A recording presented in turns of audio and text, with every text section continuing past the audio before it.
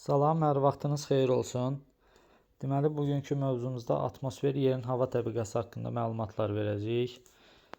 Deməli, atmosfer yerin hava təbəqəsidir. Ən üst qatı olmaqla hava təbəqəsini əmələ gətirir və onunla birlikdə fırlanır, mühüm əhəmiyyətə malikdir. Burada atmosferin qaz tərkibi verib 78% azot, 21% oksigen və digər təsirsiz qazlar. Baxdıqda bu çevrədə 78% azot, 21% oksigen, 0,3% karbon, 1%-dək isə digər təsirsiz qazların miqdarı verilmişdir.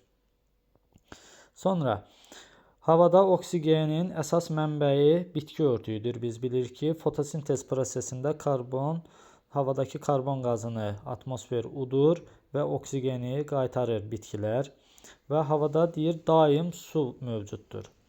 O, əsasən atmosferə okean və dənizlərin səthinin buxarlanması nəticəsində daxil olur. Atmosferdə xeyli miqdarda toz hissəciklərdən mövcuddur. Bəs bu tozun mənbəyi nədir? Yer səthindən havaya qalxan bərk hissəciklər, zavod və fabrik tullantıları, eləcə də avtomobillərdən çıxan qazlar, vulkan püskürmələri və s. Bunlar havada olan bərk hissəciklərin mənbəyidir və bərk hissəciklər kondensasiya nüvəsi rolunu oynayır və yağış bulud əmələ gəlməsində, əsasən də buxar alınan maye halına keçməsində çox mühüm rol oynayır. Və müasir dövrdə atmosferin çirklənməsi mövcuddur və burada da deyir, havada zərərli qazların miqdarı həddindən artıq olduqda insanlar allergiya, asma kimi xəstəliklərə çox yoluxurlar. Və müasir şəhərlər həm də deyir, səs-küy ilə çirklənir. Bu isə insanların əsəb sisteminə mənfi təsir edir. Ona görə də xüsusilə iri şəhərlərdə bağ və parklar salınmalıdır. Bu belə. Sonra atmosferin əhəmiyyəti. Yer kürəsində atmosferin əhəmiyyəti, atmosfer gündüz yer səthini həddən artıq qızmasına, gecə isə tez soyumasının qarşısını alır. Və insan deyir, atmosferdə 4 dəqiqədən artıq yaşaya bilməz. Atmosfer yerdə enerji, maddələr və qaz dövranının həyata keçirilməsində mühüm rol oynayır. Yerdə suyun olmasına səbəb olur. Məhz atmosferdə bulud yaranır və yağıntı düşür.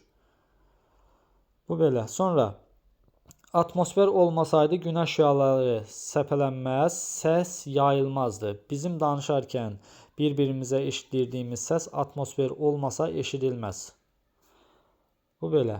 Sonra, kosmosdan gələn meteoritlərin atmosferə daxil olduqda hava ilə sürtüşərək alışıb yanır və əksəriyyəti yerə çatmır. Və burada atmosferin çirklənməsini 2 yolla göstərir. Bir, təbii yolla, buna aiddir vulkan püskürməsi, meşə yanğınları və insanın təsərrüfat fəaliyyəti nəticəsində baş verir. İnsan təsərrüfat fəaliyyəti, bayaqların burada dedik, zavod və fabrik tullantıları, eləcə də avtomobillərdən çıxan qazlar, bunlar aiddir. Və burada ozon qatının deşilməsi, istixana effekti, havada karbon qazının çoxalması hesabına temperaturun artması, turşulu yağışlar, havada kükürt qazının çoxalması nəticəsində atmosferin qlobal çirklənməsi nəticəsində yaranan problemlərdir. Və bu problemlərin qarşısını almaq üçün hansı işlər görülməlidir? İlk növbədə sənaye müəssisələrində təmizləyici qurğulardan istifadə edilməlidir. Sonra,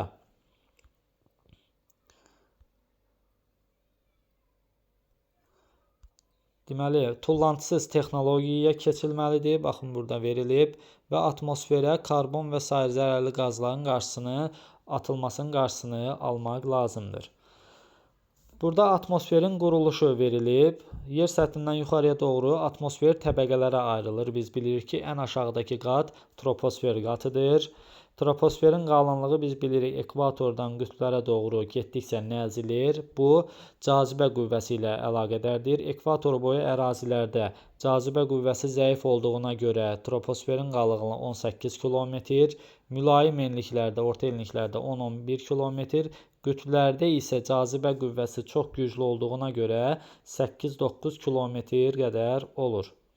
Yerə yaxın olduğuna görə havanın ümumi kütləsinin 80% troposferdə cəmlənib. Və Troposfer istiliyi yer səthindən alır.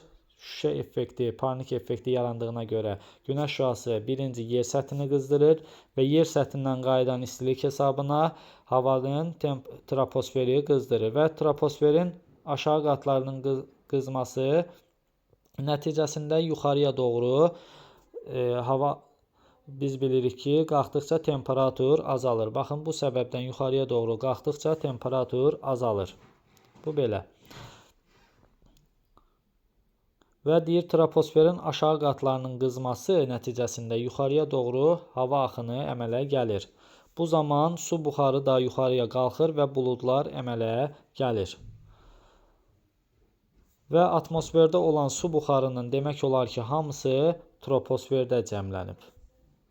Bulud əmələ gəlməsi, yağış yağması, şimşək çaxması, bu kimi hadisələrin hamısı troposferdə formalaşır. Sonra ikinci yerdə gəlir stratosfer qatı.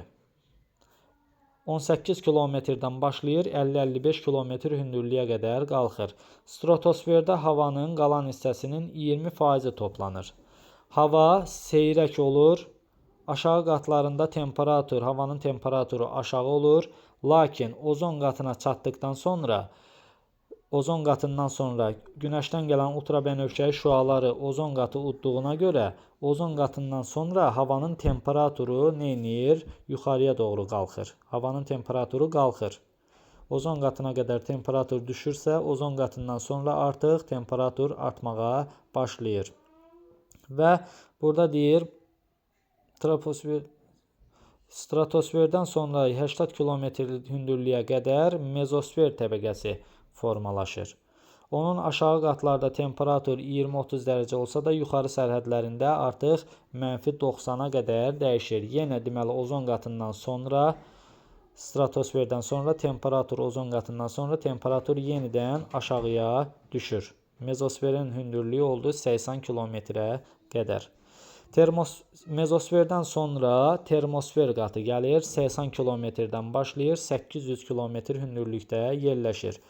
Burada günəş şüaları havanın temperaturunu 1000-1500 dərəcəyə qədər qızdırır. Buna səbəb nədir? Çünki termosferin tərkibindəki ionosfer qatı günəşdən gələn rentgen şüalarını udduğuna görə burada temperatur yenidən yuxarıya doğru qalxır. Atmosferin yuxarı sərhəddi 2000-3000 kilometr hündürlüyə qədər formalaşır. Burada eksosfer təbəqəsi formalaşır. Qazlar çox seyrək olur, günəş şüaları səpələnmir. Və biz bilirik ki, termosferin tərkibində ionosfer adında, buradan yazım, ionosfer adında qat var və ionosfer qatı da günəşdən gələn rentgen şüalarını udduğuna görə qütb parıltıları ionosfer qatında formalaşır. Və yer kürəsində olan rabitə əlaqələrdə məhz termosfer qatı hesabına formalaşır. Bu belə.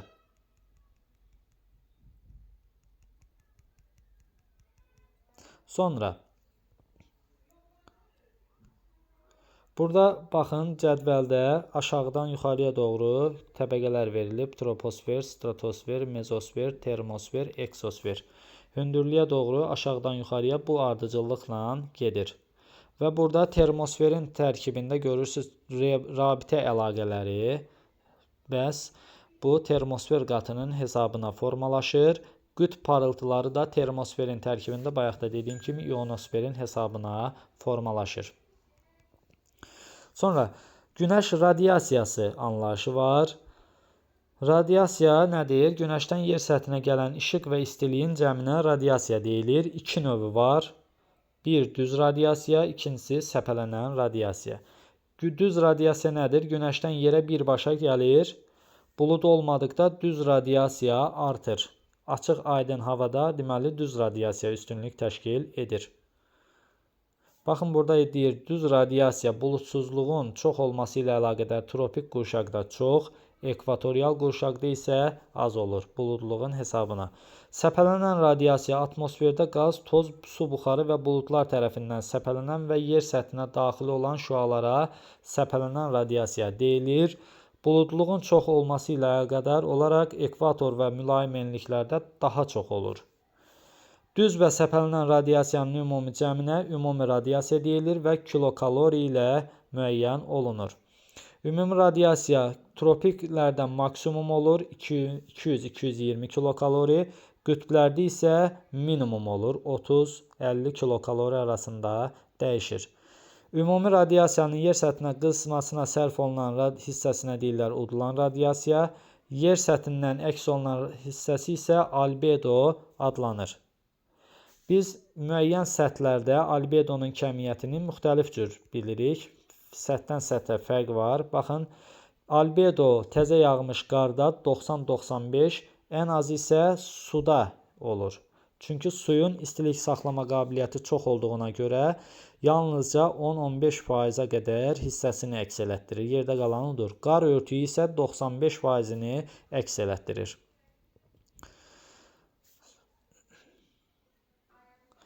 Və burada belə bir məlumat var. Deyir ki, Arktik və Antarktik iqlim qurşaqlarında qar və buzlaqların çox olduğundan burada əks olunan radiasiyanın miqdarı çoxdur.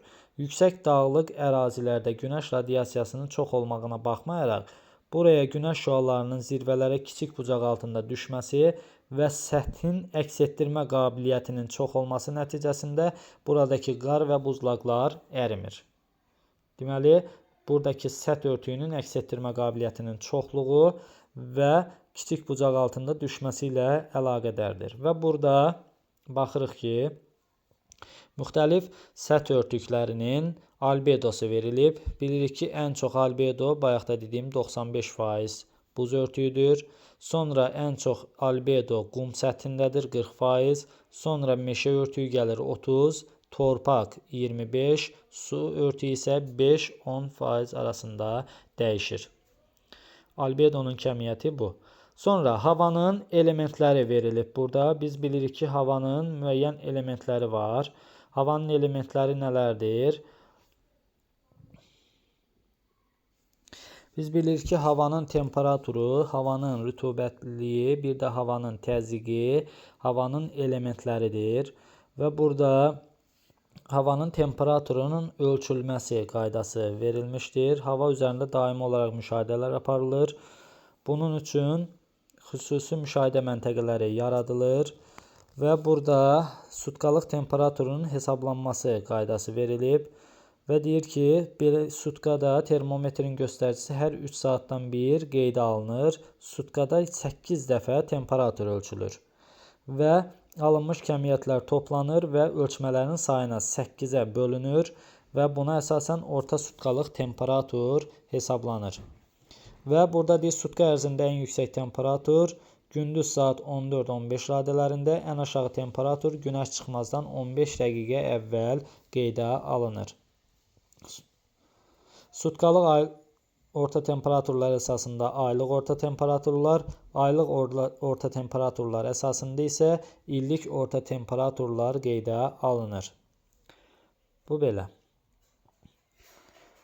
Və burada enliklər üzrə havanın orta illik temperaturunun dəyişməsi sxemi verilmişdir burada. Və baxdıqda görürük ki, ekvatordan qütblərə doğru orta illik temperatur azalır. Tropiklərdə yay və qış temperaturu arasında fərqin müxtəlif olduğuna görə ekvatorial enliklərdə orta illik temperatur tropik enliklərə nisbətən daha yuxarıdır.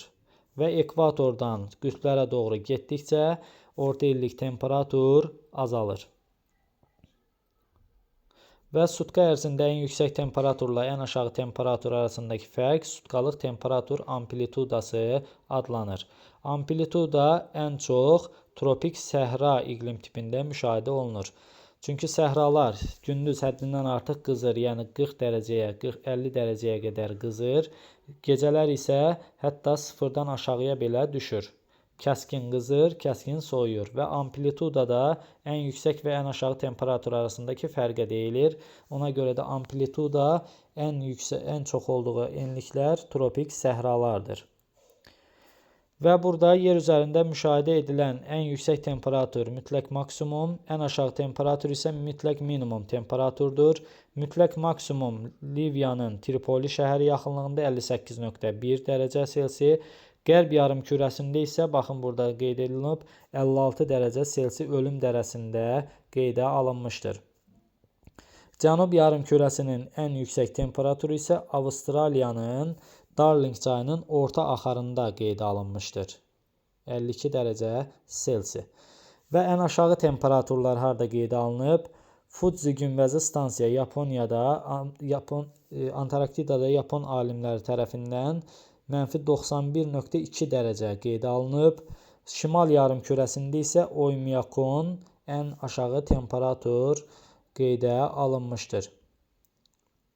Sutka ərzində maksimum və minimum temperaturlar arasındakı fərq sutkalıq temperatur amplitudu adlanır. Hündürlüyə doğru qalxdıqca temperaturun qalxması temperatur inversiyası adlanır. Bayaq da dediyim kimi ozon qatında bir də ionosferdə temperatur aşağı düşmür, əksinə yuxarı qalxır. Həmən bu temperaturun yuxarıya doğru qalxması inversiya adlanır. Burada aydın hava şəraitində sutkalıq temperatur amplitudası daha böyük olur.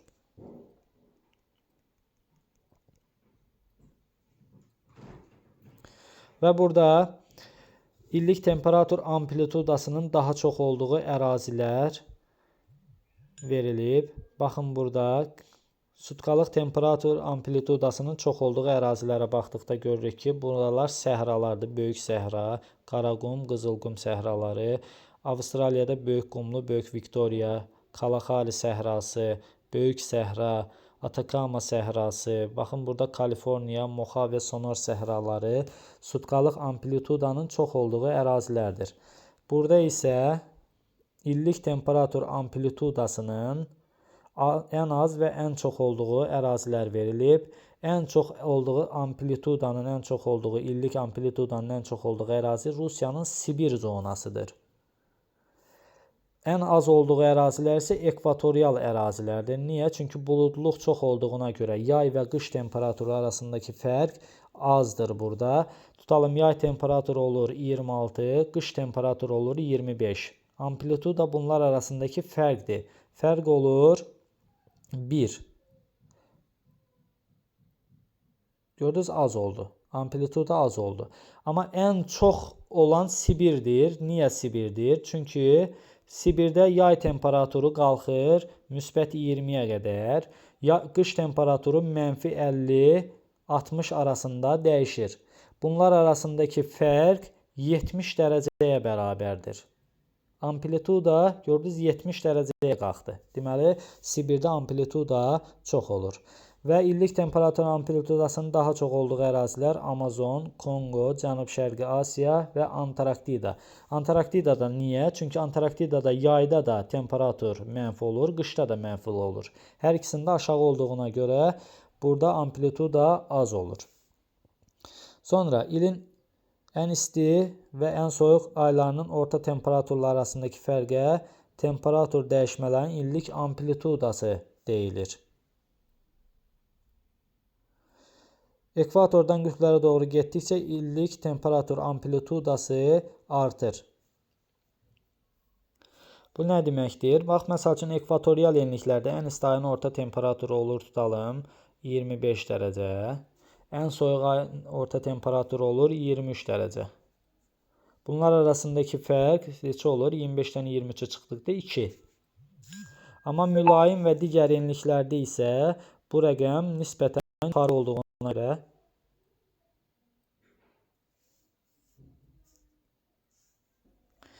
və mülayim enliklərdə isə baxın burada da yazıb kontinentallığın temperatur amplitudası kontinentallığın artması ilə çoxluğu ilə əlaqədar mülayim enliklərdə ən böyük illik temperatur amplitudası mülayim enliklərdə, ən az isə ekvatorda müşahidə edilir.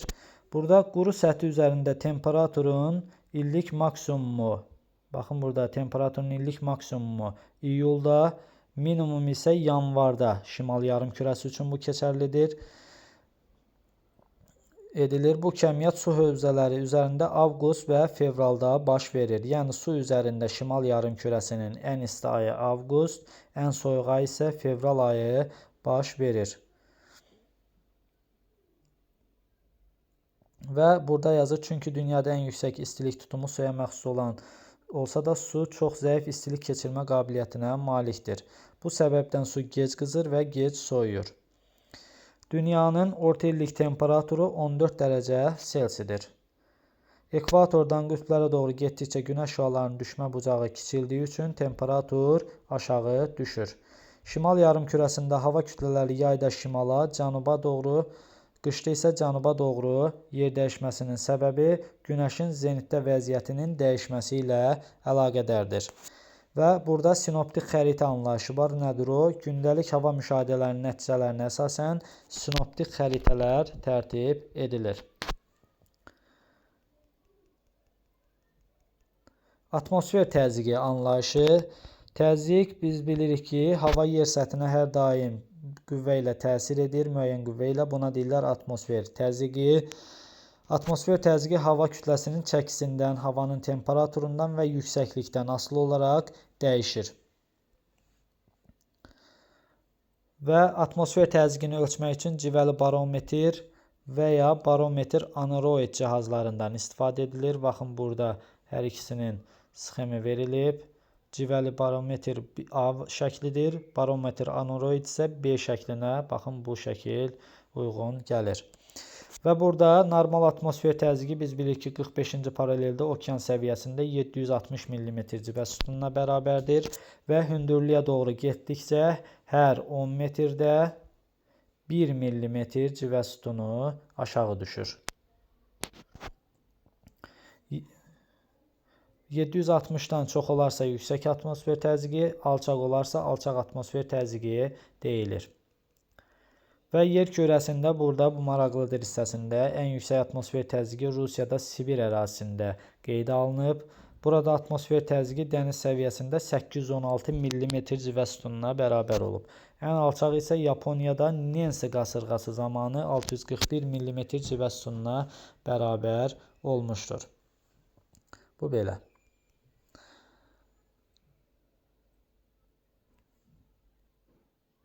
Və coğrafi enli yer kürə formasında olduğuna görə günəşdən istiliyi və işığı qeyri-bərabər alır və yer kürəsində bu müxtəlif təzyiq qurşaqlarının yaranmasına səbəb olur.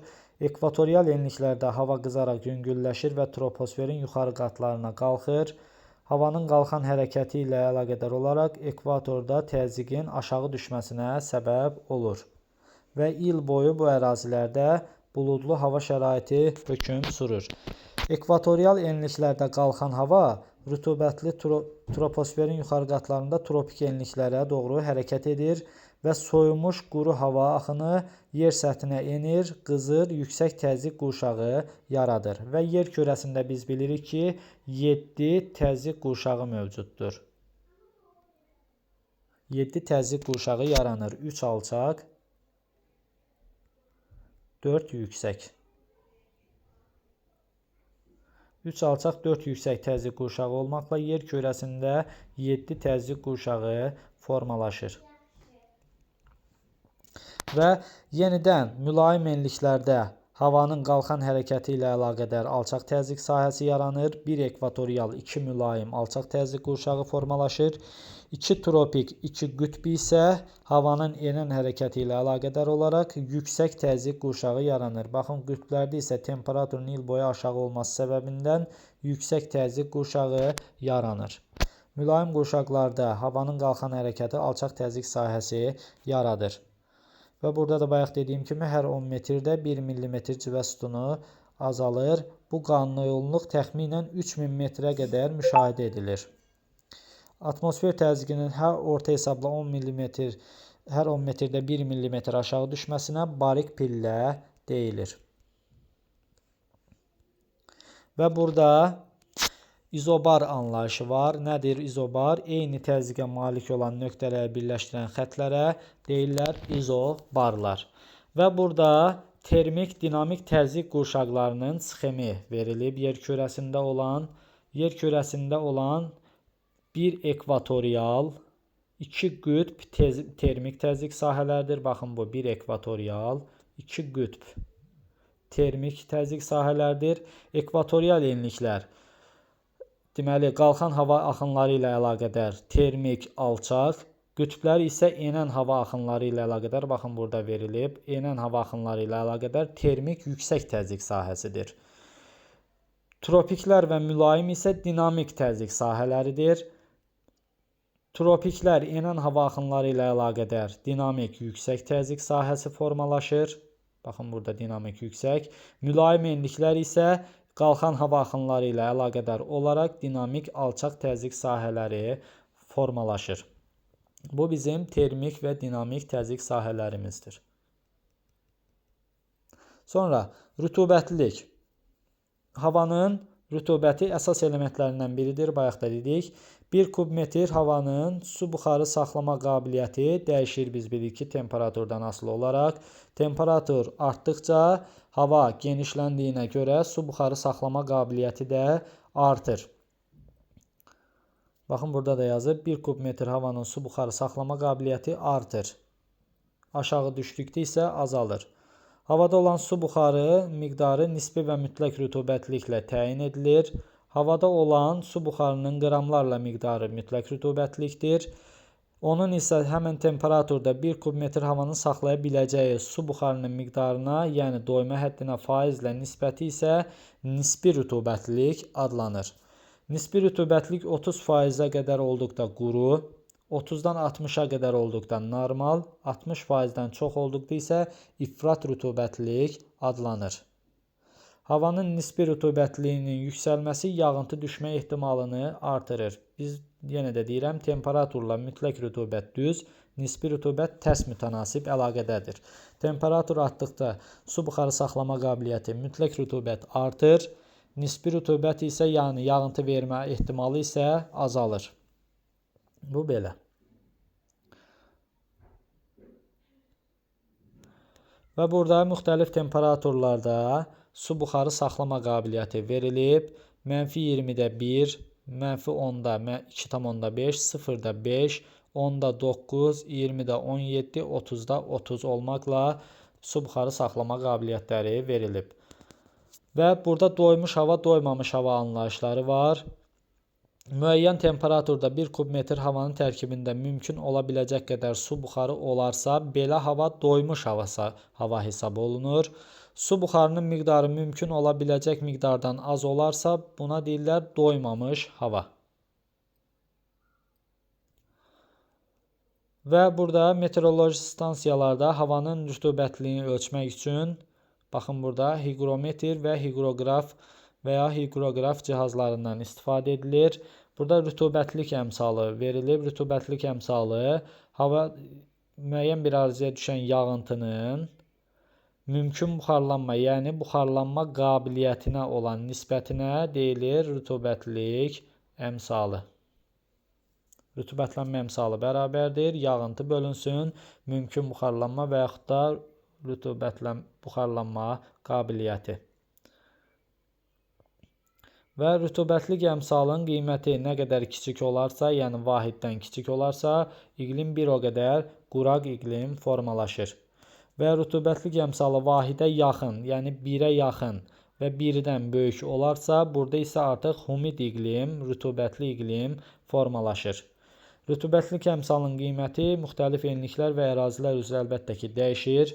Yağıntı bol olan yerlərdə rütubətlik əmsalı da yüksək olur. Çay şəbəkəsi sıx, torpaq bitki örtüyü münbit olur. Məskunlaşma səviyyəsi də müəyyən qədər çox olur. Və burada enliklər üzrə baxın, rütubətlik əmsalı verilib. Ekvatorial meşələri, tayqa, tundrada rütubətlənmə əmsalı vahidə bərabər və vahiddən böyük olur. İfrat rütubətlənmədir. Savanna və seyrək meşələrdə 0,8-1-ə qədərdir. Normal rütubətlik adlanır. Çöllər 0,3-0,6-ya qədər rütubət çatışmazlığı. Yarım səhralar 0,3-dən 0,1-ə qədər rütubət çatışmazlığı. Səhralar 0,1-dən kiçik rütubət çatışmazlığı müşahidə olunur. Və yer səthində istilik və buxarlanma anlayışı mövcuddur. Və deyir, təbiətdə suyun dövranının əsas şərtlərindən biri onun bir aqreqat halından digər halına keçməsidir. Yəni, buxar halından maye halına, maye halından bərk halına keçməsi adlanır. Biz bilirik ki, suyun maye halından buxar halına keçməsi buxarlanma, buxar halından yenidən maye halına keçməsi kondensasiya adlanır. Buxar halından bərk halına keçməsi isə sublimasiya adlanır. Bu belə. Və burada günəş istiliyinin təsiri ilə suyun maye halına, qaz halına keçməsi, yəni buxarlanma su dövranının ən vacib həlqəsidir. Burada yazıb. Və buxarlanma il ərzində 1 kvadrat santimetr səthdən buxarlanan suyun millimetrlə miqdarıdır. Onun qiyməti istilik və yağıntılardan asılıdır. Yer səthinə temperatur ekvatordan qütblərə doğru dəyişdiyinə görə yer kürəsində 7 istilik qurşağı, 1 isti, 2 mülayim, 2 soyuq, 2 daimi şaxta qurşaqlarına ayrılır. Və istilik qurşaqlarının sərhədləri necə müəyyən olunur? İstilik qurşaqlarının sərhədləri isti istilik qurşağında, yəni tropiklərdə orta illik, digər enliklərdə isə ən isti ayın orta temperaturu izoterimlərindən keçir.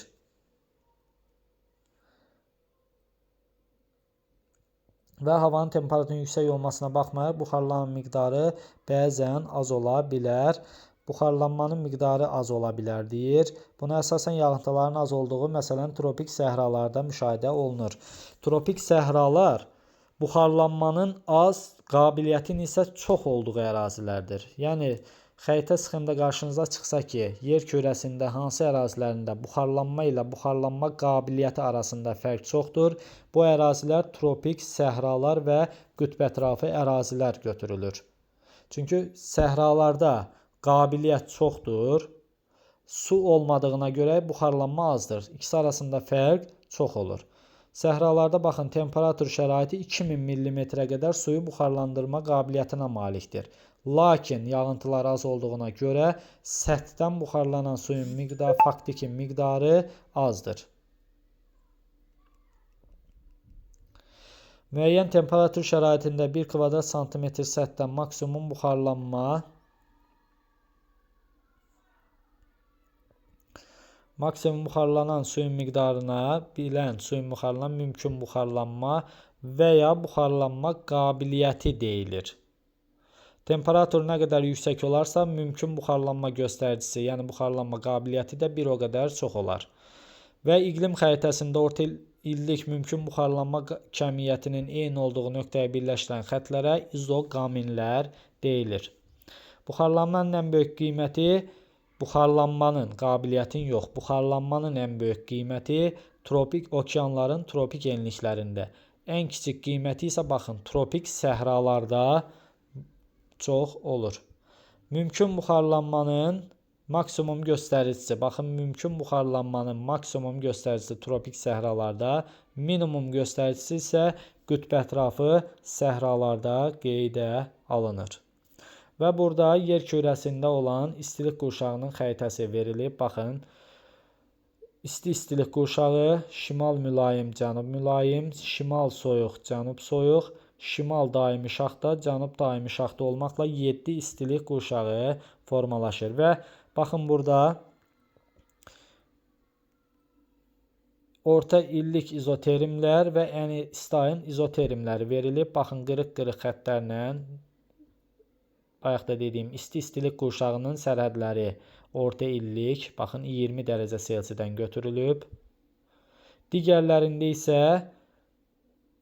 ən isti ayın izoterimlərindən götürülmüşdür. Deməli, istilik qurşaqlarının sərhədləri tropiklərdə keçir 20 dərəcə arasında, 20-20. 20-10 arasında mülayim istilik qurşağının sərhədi götürülür.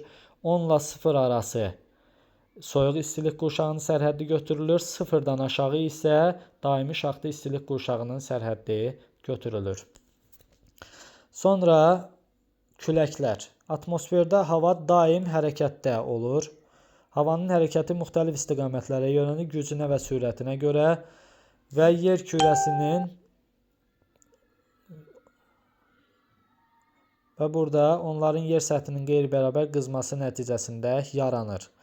Müxtəlif dərəcədə qızıb soyuma, quru və su sahələri arasında da müşahidə olunur. Quru sahələri tez qızır, tez soyuyur. Suyun istilik tutumu çox olduğuna görə isə yavaş qızır və gec də soyuyur və nəticədə yer səthində müxtəlif temperatura və hava sıxlığına malik olan ərazilər formalaşır. Baxın, burada soyuq hava ağır olduğuna görə enən havaya çevrilir, isti hava isə yüngül olduğuna görə yuxarıya doğru hərəkət edir.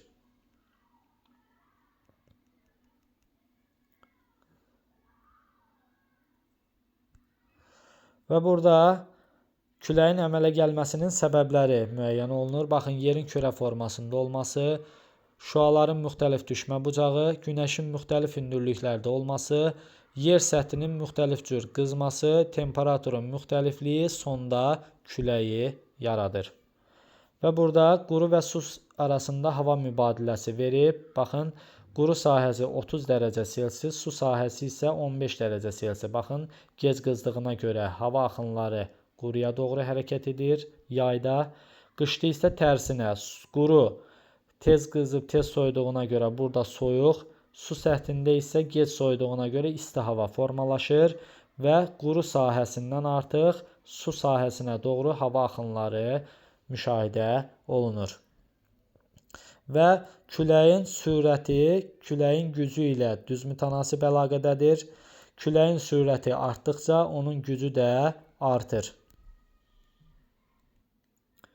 Və burada baxın, verilib küləyin göstəricilərinə onun istiqaməti, sürəti və gücü aiddir. Dediyim kimi, sürəti və gücü düzmütənasib əlaqədədir. Küləyin istiqaməti onun haradan əsməsinə görə təyin edilir. Şimaldan əsən küləklər, havanın temperaturu, baxın bu istiqamət. Məsələn, şimal küləyi şimaldan, cənub-şərq küləyi cənub-şərqdən əsir. Bu istiqamət küləyin hava şəraitinin necə dəyişməsinə təsir edir. Şimaldan əsən küləklər havanın temperaturunu aşağı salır. Okeandan əsən küləklər isə rütubətli hava gətirir.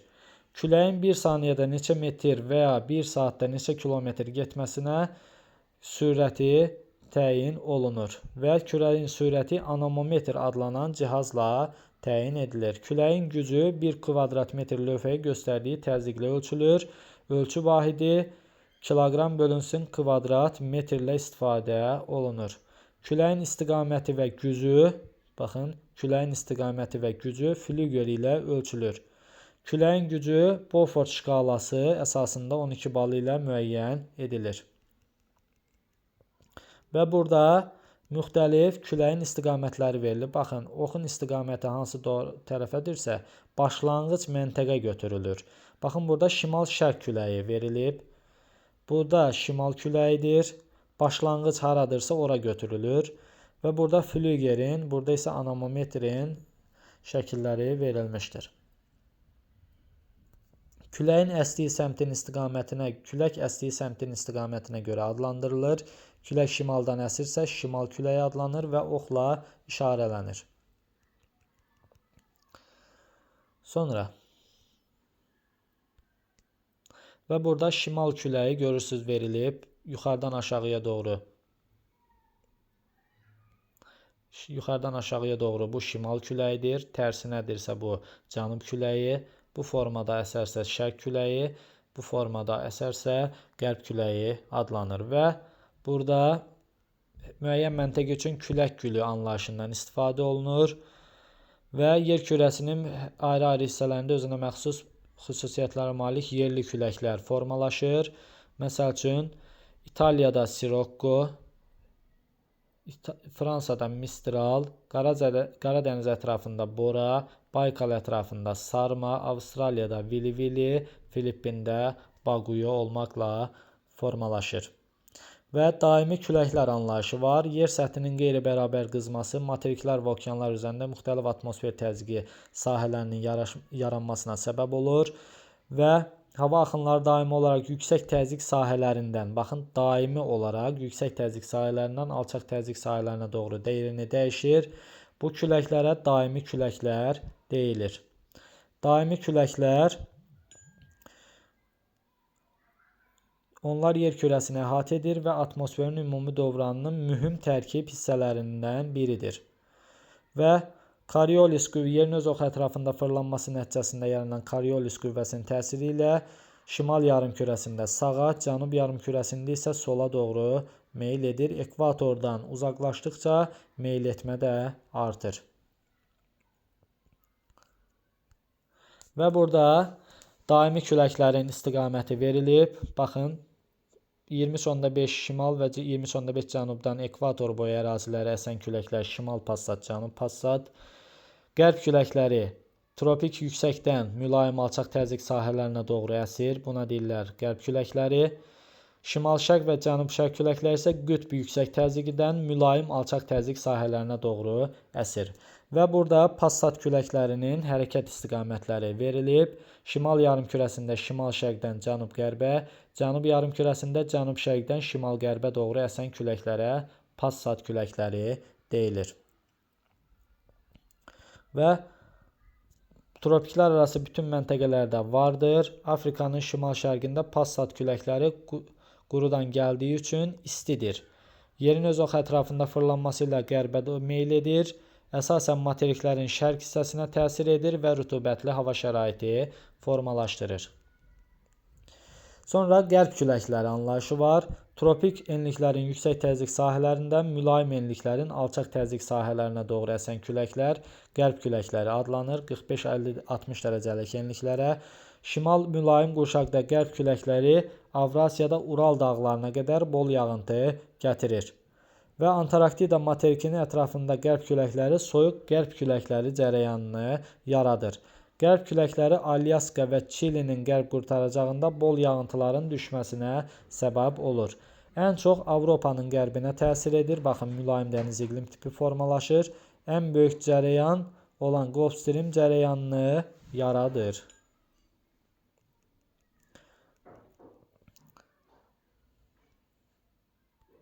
Burada qərb küləklərinin hərəkət istiqaməti verilib. Şimal yarımkürəsində, baxın, cənub-qərbdən şimal-şərqə doğru, baxın, bu istiqamətdə əsir. Cənub yarımkürəsində isə şimal-qərbdən cənub-şərqə doğru əsir. Şimal-şərq və cənub-şərq küləkləri qütb küləklərdə deyilir. Qütblərdən mülayim enliklərə doğru əsir. Hərəkət istiqamətləri, baxın, passatlarla eynidir. Şimal yarımkürəsində şimal-şərqdən cənub-qərbə, cənub yarımkürəsində cənub-şərqdən şimal-qərbə doğru əsir. Və müxtəlif ərazilərdə özünə məxsus xüsusiyyətlərə malik olan yerli küləklər vardır.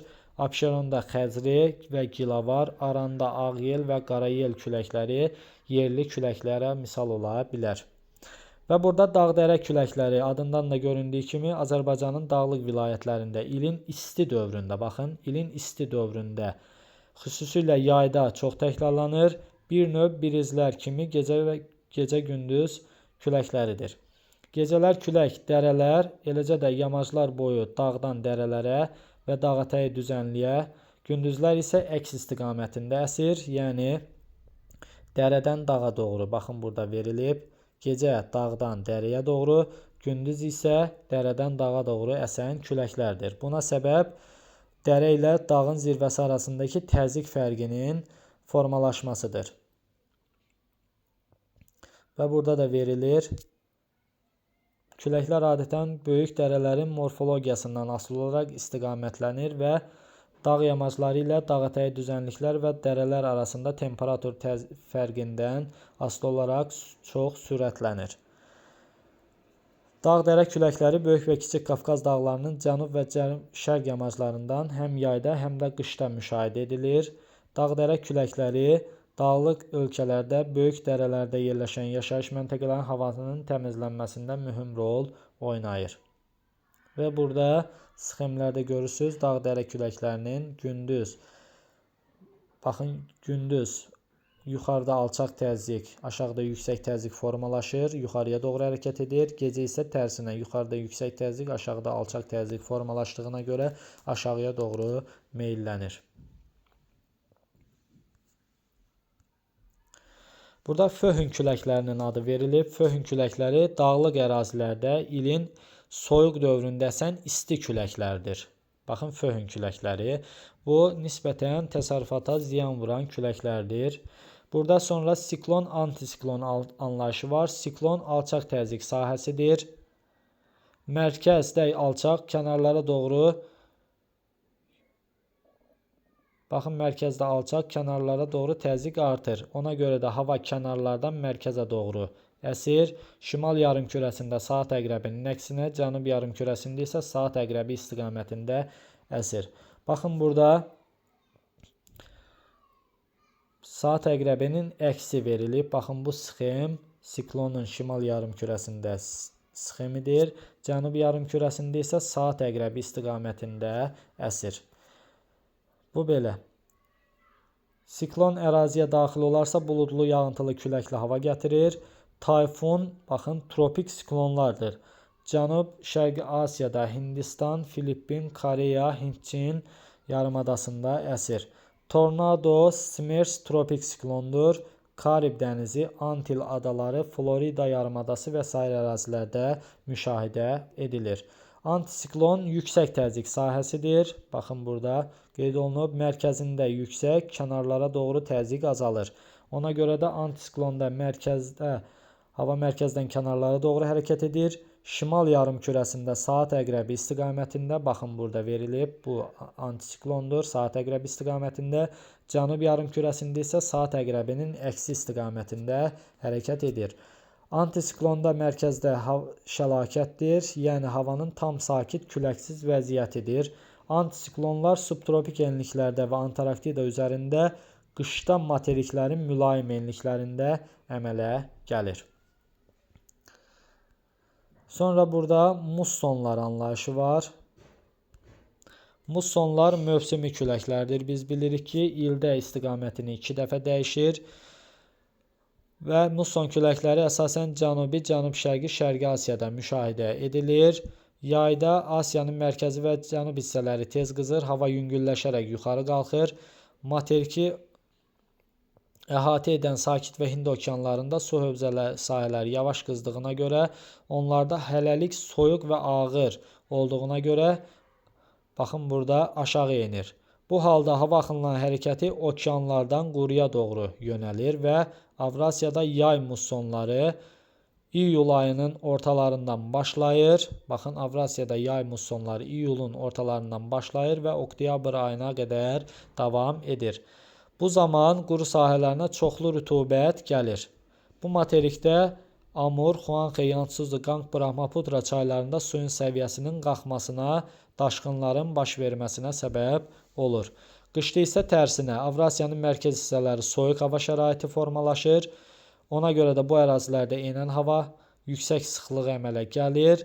Bu vaxt Sakit və Hind okeanlarının səthində havanın temperaturu nisbətən yüksək olur və hava axını artıq tərsinə, qurudan suya doğru əsir. Çünki quru yüksək təzyiq, okeanlar isə alçaq təzyiq olduğuna görə və hava yay dövründə aldığı istiliyin hamısını itirmir. Və nəticədə qışda musson küləkləri Avrasiyada Sakit okean və Hind okeanlarına doğru yönəlir. Bu zaman materikin mərkəzi sahələrində formalaşan soyuq və quru hava Sakit okeana doğru yönəlir. Və burada verilib quruda ən güclü küləklər Antarktidada Adeli torpağında Tufanlar ölkəsi ərazisindədir. Burada daimi güclü küləklər əsir və onların sürəti saniyədə 88 metrə çatır. Ona ehtiyat küləklər deyilir. Okeanda ən küləkli sahə isə Antarktidada Birlik buxtasında qeydə alınmışdır. Sonra burada tornado anlayışı var. Tornado nədir? Şimali Amerika materikində dağların meridional boyu şimaldan cənuba yerləşməsi hava axınlarının hərəkətinə və xarakterinə təsir edir və bu zaman hava axınları materikdə şimaldan cənuba və ya əksinə hərəkət edir. Ona görə materikin şimalı və cənubu arasında böyük temperatur fərqi yaranır və nəticədə materikin ABŞ-a aid olan ərazilərində güclü hava burulğanlığı əmələ gəlir. Küləyin belə forması tornado və yaxud da smerç adlanır. Baxın, tornado ABŞ-ın mərkəzi və cənub rayonlarında əmələ gəlir, xeyli dağıntılara səbəb olur. Və burada küləyin əhəmiyyəti verib, küləklər okean və dənizlərdən rütubətli havanı materiklərə aparır, yəni buludun bir yerdən başqa yerə daşınmasında küləyin mühüm əhəmiyyəti var. Külək olmasa materiklərə bir damcı belə yağış yağmazdı.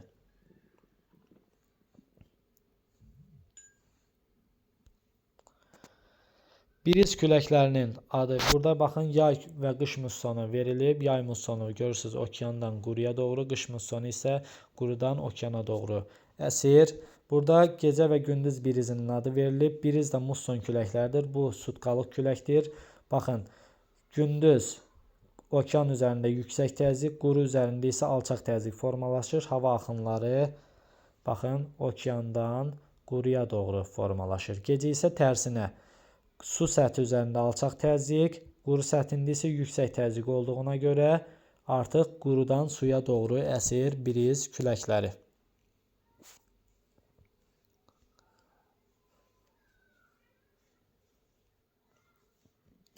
Bu belə. Sonra burada hava kütlələrinin adı var. Troposferin ümumi fiziki xassələrə malik olan, temperatura, rütubətliyə, təzyiqə malik olan geniş əraziləri əhatə edən axınları hava kütlələri adlanır. Ekvatorial, tropik, mülayim, arktik və antarktik hava kütlələri olmaqla hava kütlələri ayrılır. Ekvatorial hava kütləsinin təsiri ilə ekvator yenilikləri bol yağıntılar düşür. Burada temperaturu yüksəkdir və yağıntıların çox düşməsi havanın yuxarıya hərəkəti ilə əlaqədardır. Tropik hava kütləsi şimal və cənub tropikləri ətrafında formalaşır.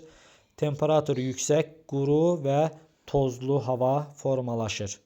Hava axınları aşağı hərəkət etdiyinə görə doyma vəziyyətindən uzaqlaşır və yağıntılar az olur. Mülayim hava kütlələri 50-60 şimal və cənub enlikləri arasında formalaşır. Hava mülayim və yağıntılı olur. Baxın, mülayim və yağıntılı olur. Arktik hava kütləsi arktik zonada yaranır. Aşağı temperaturu, az rütubətli, yüksək təzyiqi və aydın havası ilə seçilir. Antarktida hava kütləsi Antarktida üzərində formalaşır. Yayda və qışda kəskin şaxtalar, güclü küləklər olur. Qütblər yüksək atmosfer təzyiqi sahəsi olduğuna görə hava quru və şəffafdır. Formalaşdığı əraziyə görə dəniz və kontinental hava kütlələri olur. Dəniz hava kütlələri okean və dənizlərin üzərində formalaşır. Onlar yüksək rütubətli, havanın sutkalıq və illik temperatur amplitudasının az olması ilə fərqlənir. Materiklərin daxilində kontinental hava kütlələri formalaşır. Burada qış soyuq, yay quru, isti və quru keçir. Tropik, mülayim və arktik hava kütlələri dəniz və tropik, mülayim və arktik hava kütlələri dəniz və kontinental tiplərə ayrılır. Azərbaycanda yayda tropik, qışda mülayim hava kütlələri hakim olur. Ona görə də yayda isti və quru, qışda yağıntılı və mülayim keçir. Hava kütlələrinin yerini dəyişməsi il ərzində günəşin üfüqdə vəziyyətinin dəyişməsi ilə əlaqədardır. Və burada cəbhələr anlayışı var. Hava kütlələri arasında keçid zonalar, cəbhələr formalaşır. Formalaşdığı əraziyə görə arktik, antarktik, mülayim və tropik atmosfer cəbhələri formalaşır. Baxın burada.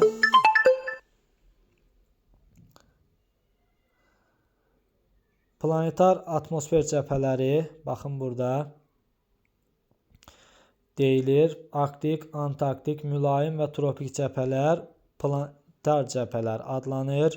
Arktik və mülayim cəbhələr arasında arktik cəbhə, cənubda antarktik, mülayim tropik arasında mülayim cəbhə, tropik və ekvatorial arasında isə tropik cəbhələr formalaşır.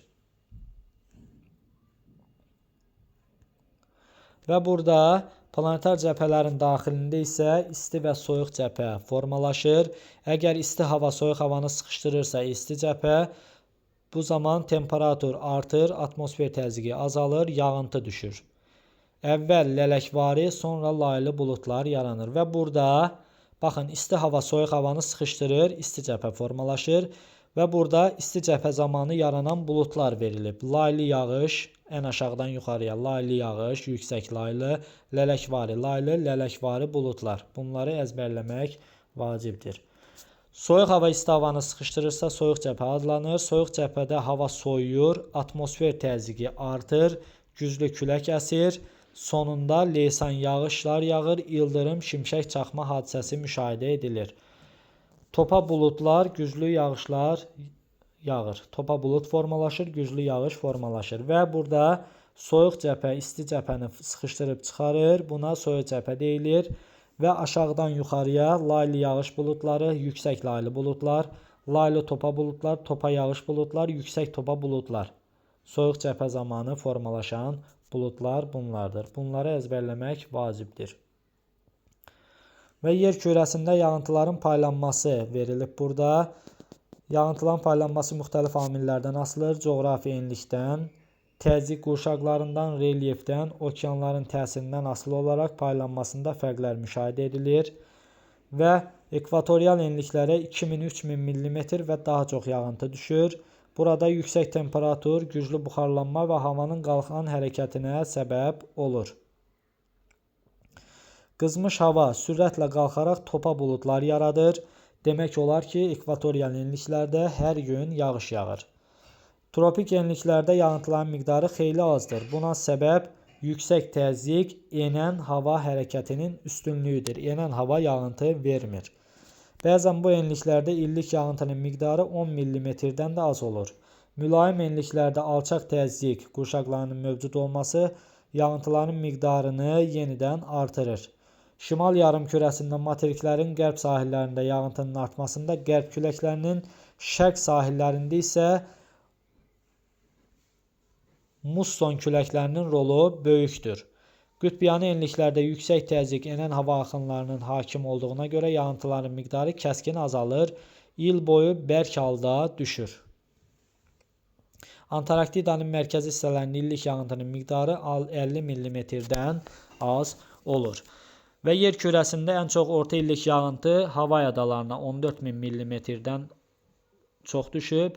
Maksimum yağıntı isə Himalay dağlarının cənub yamaclarında Çerrapunçi məntəqəsinə 23.000 mm-dən çox düşmüşdür. Mütləq minimum yağıntı Atakama səhrasında bir neçə millimetrdən müşahidə edilir.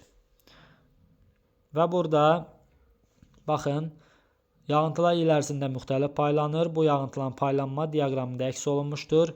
Mussonların hakim olduğu regionlarda yağıntılar başlıca olaraq ilin yay aylarında, Aralıq dənizi sahillərində qış aylarında, ekvator boyu ərazilərdə isə il boyu düşür. Baxın, burada musson rejimli ərazi verilib.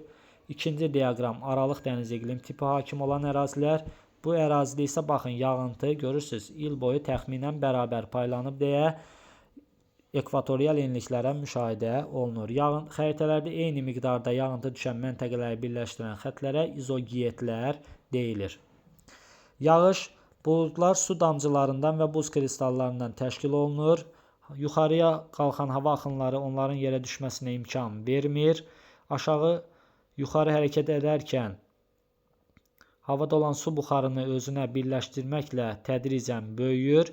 Nəticədə ölçüləri böyüyən damcılara yağışa çevrilir. Və burada düşmə xarakterinə görə aramsız, baxın,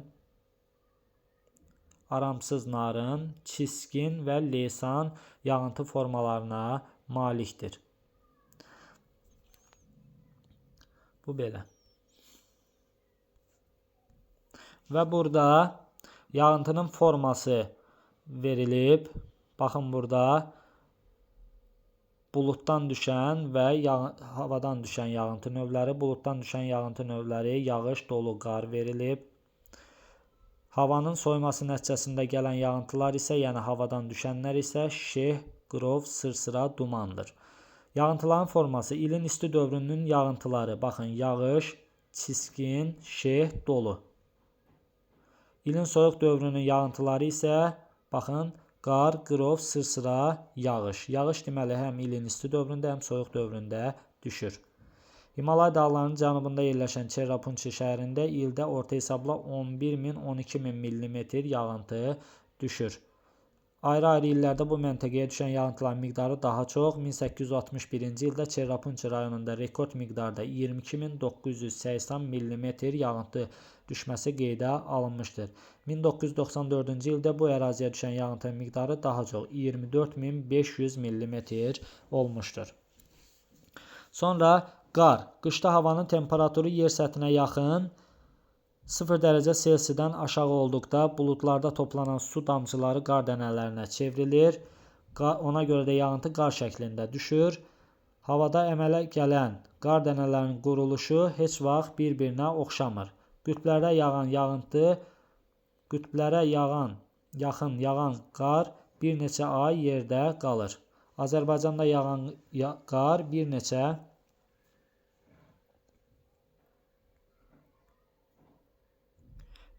günə əriyir və daimi örtük əmələ gətirmir. Böyük səhrada isə demək olar ki, qar yağmır. Dolu, baxın burada dolu verilib, özü ilə birlikdə su buxarını yuxarı qaldıran hava axının gücü və sürəti yer səthinin qızması dərəcəsindən asılıdır. Havanın qızmağa başladığı yazda, baxın yazda və yayın əvvəlində bir neçə gün davam edən qızmar havanın yuxarıya qalxan axınları əmələ gəlir. Bu dövrdə dağların orta və yüksək sahələrində havanın temperaturu hələ də aşağı olur. İki ərazi arasında yüksək temperatur fərqi havanın sürətlə qalxmasına səbəb olur. Bu zaman topa yağış buludları olan yüksəklikdə havanın temperaturu -10, -15 dərəcə olur və buz dənələri əmələ gəlir. Havada aşağı-yuxarı hərəkəti buz dənələrinin böyüməsinə səbəb olur. Ağırlaşan dənələr yerə çatana qədər ərimirsə dolu yağır. Və burada görürsünüz, dolunun əmələ gəlməsi sxemi verilmişdir. Dolu, deməli, havanın yuxarıya doğru soyuması nəticəsində formalaşır. İlin isti dövründə, yazda və yayın əvvəlində formalaşır. Və burada şehin forması verilib. Yayda şeh yaranır. Baxın, burada şeh yaranır. Qışda isə şehi qırov əmələ gətirir. Sırsıra isə, baxın, burada da verib, bərk yağıntı növüdür. Havadan düşən bərk yağıntı növüdür. Baxın, nə zaman formalaşır sırsıra? Qışda havanın temperaturu 0 dərəcədən aşağı olduqda formalaşır. Qırov isə, baxın, qırov payızın axırı, qışda və yazın əvvəlində havanın temperaturunun 0 dərəcədən aşağı olduğu zaman formalaşır. Və burada sırsıranın şəkli verilib. Burada baxın, verilib. Və yağışlar düşmə xarakterinə görə leysan, aramsız narın və çiskin formalı olur. Leysan yağışları qısa müddətli gürsulu, əsasən topa yağış buludlarından yağır. Aramsız narın yağışlar az intensiv olur. Belə yağışlar bir neçə gün davam edir. Laylı yağış və yüksək laylı buludlarından əmələ gəlir. Çiskin yağışların damcıları çox kiçik olur, havadan asılı vəziyyətdə düşür. Onlar laylı və laylı topa buludlarından yağır. Şeh havadakı su buxarının soyuq səth ilə təmasından əmələ gəlir. Bayaq da dedik, ilin soyuq dövründə şeh əmələ gəlmə qırov ilə əvəz olunur. Ona görə də çox vaxt qırov və qış şehi də deyirlər.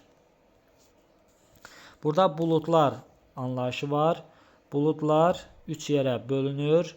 Laylı, topa, lələkli olmaqla 3 yerə bölünür. Onlar yer səthindən 2-3 kilometrdən 6 kilometrə qədər yuxarı qatlarda formalaşır. Baxın, isti hava tədricən soyuq havanın üzərinə hərəkət edir, yavaş-yavaş yuxarıya qalxır. Bu zaman laylı buludlar əmələ gəlir. Alçaq, boza çalan laylı buludlar səmanı örtərkən hava tutqun olur. Onun hündürlüyü 2 kilometrə qədər qalxır. Laylı topa və laylı yağış formalara ayrılır. Sonra laylı yağış buludları. Laylı yağış buludlar uzun müddətli yağışlar və qar yağır. Bəzən geniş ərazilərdə laylı buludlar səmanı tamamilə örtür, günəş görünmür. Ona görə də belə vəziyyətdə qışda hava mülayim, yayda sərin keçir. Bəzən buludlarda laylar boz kölgəsi olan iri təpələr formasında görünür. Onlar laylı topa buludlar adlanır. Sonra burada yazda, yayda və payızda yer səthi çox qızır və buxarlanan suyun miqdarı artır. Qızmış yer səthindən yuxarı qalxan güclü hava axını ilə birlikdə su buxarı 2-3 kilometr və daha yuxarı qalxır. Nəticədə topa buludlar, baxın, topa buludlar əmələ gəlir. Havanın axını sürətlə yuxarı qalxarkən topa buludlar 10 kilometrə qədər yüksələ bilər. Və əmələ gələn buludlar tünd rəngdə olur, səmanı tamamilə örtür. Onlar topa yağış buludları adlanır. Leysan yağışlarının və dolunun yağmasına topa yağış buludları səbəb olur. Lələkvari buludlar isə 6000 metrdən yüksəkdə əmələ gəlir. Hava soyuq olduğu üçün lələkli buludlar kiçik buz kristallarından ibarət olur. Troposferin yuxarı qatlarında əmələ gəlir. Nazik təbəqələr formasında olur. Günəşli günlərdə səmada səpələnmiş halda göz qamaşdıran ağ liflər və ya lələklər formasında görünür. Lələkli buludlar yağıntı vermir, bəzən havanın soyuqlaşmasının əlamətlərini göstərir. Və burada deyir, səmanın buludlarla örtülmə dərəcəsi buludluq adlanır. Buludluq 10 bal və ya faizlə ölçülür. 1 bal 10 faizdir. Nefeskop adlanan cihazla buludların sürəti və hərəkət istiqaməti müəyyən edilir. Buludlar yağıntının növünü, havanın qızıb soyumasını müəyyən edir. Yer səthinin geniş ərazilərdə buludlar üzərində müşahidələr kosmik gəmilərdən və meteoroloji peyklərdən aparılır. Alınmış məlumatlar hava proqnozu üçün istifadə olunur. Və nefeskop burada cihazının şəklini görürük. Biz buludluğu nefeskop adlanan cihazla təyin edirik.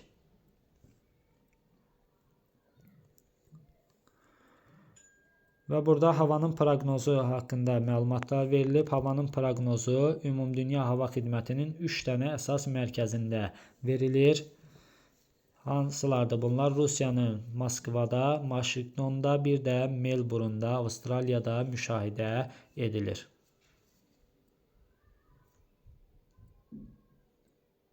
Və burada havanın proqnozunun formaları verilib. Baxın, burada 12 saata qədər ola bilər. Ən qısa müddətli 12 saata qədərdir. Qısa müddətli 12-30 saat. Orta müddətli 36 saatdan 10 sutkaya qədər, uzun müddətli 10 sutkadan 3 aya qədər, daha uzun müddətli isə 3 aydan artıq olur.